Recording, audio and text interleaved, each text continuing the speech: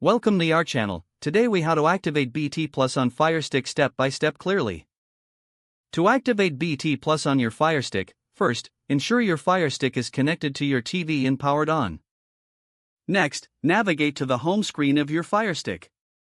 Use the search function located at the top left of the screen. Type in BT Plus using the on-screen keyboard.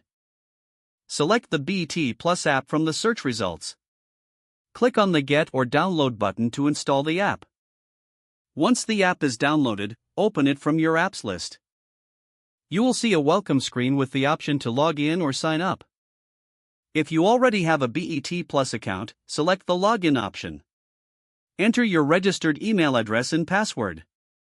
If you do not have an account, select the Sign Up option to create one. Follow the prompts to enter your information and complete the sign-up process. After logging in, you will be provided with an activation code. Now, take note of the activation code displayed on your screen. Open a web browser on your computer or smartphone. Go to the BET Plus activation web page. Enter the activation code from your Firestick into the provided field. Click on the Submit button to proceed. Once the code is accepted, return to your Firestick. You should see a message indicating successful activation. Now, you can start streaming your favorite content on BET Plus. If the page does not load, refresh the browser or try again in a private or incognito window. Make sure you are using the correct email address, then retype it carefully to avoid small typos. If your password is not accepted, use the Reset option and create a new strong password you can remember. Check your spam folder for verification or security emails, then complete any requested confirmation steps.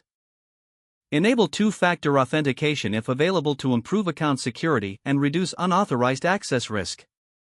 After signing in, review your profile details so your contact information and settings are accurate and current.